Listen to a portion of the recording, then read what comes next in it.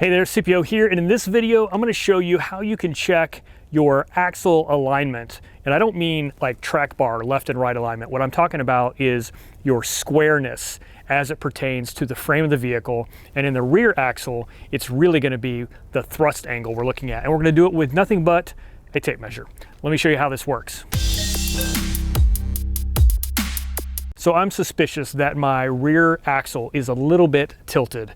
And I think it's pointed where the passenger side is a little bit closer to the front than the driver's side. I come to this conclusion for two reasons. Number one, I did have it put on an alignment rack, and they said my thrust angle was off by 0.3 degrees pointed in that direction I just explained. The other thing is, when I'm out wheeling, now that I've got these 37s on, they fill up the wheel well a lot tighter. And so what I found is that on the passenger side, I'm actually hitting the front pinch seam right up here, but on the driver's side, I'm not.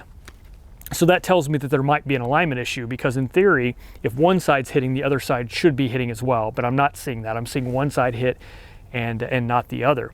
So those two things combined lead me to believe that my thrust angle is off, and that is a result of my rear axle being out of alignment. Now, I did not put on these arms, so the shop that did the work for me did the alignment, and I've never really questioned that the alignment was spot on or not.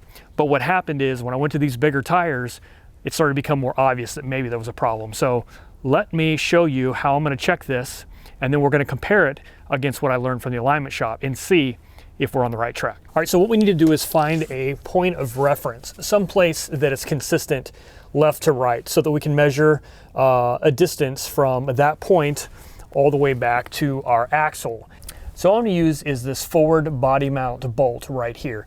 Now, contrary to popular belief, body mount bolts are actually known placement locations on the Jeep, and there are several of those. I'm assuming this bolt here is probably one of them, but I'll put up a graphic here. You can see that there are some known measurements, so they are good for using as reference points.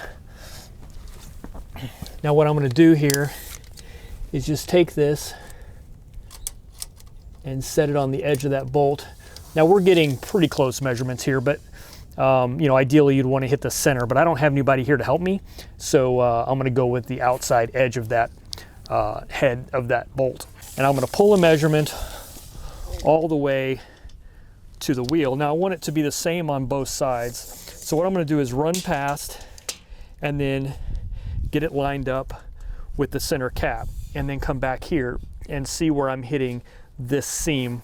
This seam should be the same on both tires, and the fact that I went all the way to the center cap means this is going to be pretty close to the middle, but ideally will be the same location on both sides of the Jeep. So it looks like I'm right at 76 inches right here on this, using that front body mount bolt, pulled tension all the way to here, grab that measurement, 76. Let's see what I get on the other side. So all things being equal, I'm actually getting 75.5 here. So I'm a ½ inch further forward on this wheel than I am on that other one. All right, in order to calculate the degrees that I'm out of alignment on this rear axle, what I want to do is get the distance from this tire to that tire at this particular point that I've measured from up there in the front. So I just set a tape measure on the ground, got it lined up pretty close to where it aligns with that, and then just going across on this side and seeing where it hits, and we're at about 78, maybe 79, 78.5, somewhere around that range. It doesn't have to be exact. I just want to show you how the math is working out on this in comparison to what I got from the alignment shop. So the alignment shop showed that I was 0.3 degrees out of alignment towards basically, if you're looking at the back of the Jeep, sort of counterclockwise rotation. But let's see how accurate our calculations are versus what they put on the laser machine. So if I put in that distance between the two measuring points on the tire, that's basically going to be the radius of the arc we're going to calculate. I'm going to put 78 inches in there, and then the length of the arc is that ½ inch that I'm tilted a little bit too far. And then when I run the calculator, it basically tells me that the angle of the arc in degrees is 0.36. So we're pretty much dead on with our rough measurements with a measuring tape of what a laser machine was able to tell me. So now that I've confirmed exactly where the problem is, how much of a problem in inches I need to fix. All right, so that's super useful information, particularly because it confirms two things. It confirms what I got from the alignment shop that said that my axle was tilted in that direction based on the thrust angle reading that they gave me of 0.3 degrees.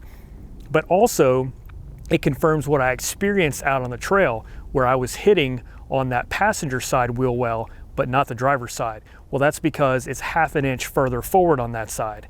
Now, why it's half an inch further forward, I don't know. Are the control arms the same length? Are my control arm brackets in the same exact location on either side? It doesn't really matter how we got there.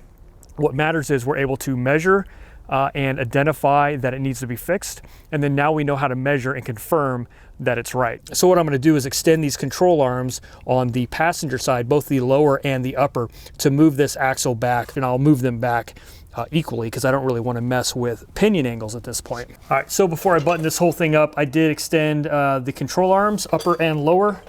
You can see I kind of had to do some beating to get that lower control arm out. The reason is these lower brackets were all bent to crap from hitting the rocks. So I had to spread those as much as I could and then pound that bad boy down to get it to clear. And getting it back on wasn't too bad, but once I got the control arm out, I could get some pliers on there and spread this gap a little bit there. But it's back in place. I extended both of these about that much. So I've already tightened up the jam nut on the bottom one.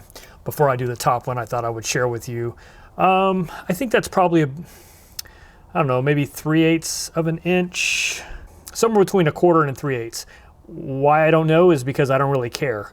What I do care is what's that distance between there and here on both sides of the Jeep. So I literally would do some adjustments, put the tire back on, remeasure. Since the tire's on the other side, I had to have similar circumstances. So it took a little bit longer to do that. So anyway, I'm gonna put this whole thing back together so I can go to work in the morning, and it should be tracking much straighter and hopefully as straight as can be. So what I'll do is next time I get a chance to get it put on an alignment rack, I'll see how close I got. So now you know how to check your thrust angle and your rear axle alignment. Now front axle is exactly the same. You can do it with the same sort of reference points. Now that we've got the rear axle aligned, you can also use it to measure to the front and just basically go from axle tube to axle tube that way. But we'll do some more measurements later on. I will actually check the front axle later on. Maybe in a different video I'll go through that with you. But for now, I want to get this rear axle straightened out. And then next weekend when I go wheeling, I can see if that solved my problems with hitting on that passenger side wheel well. So anyway, guys, thanks for watching. I'll catch you on the next one.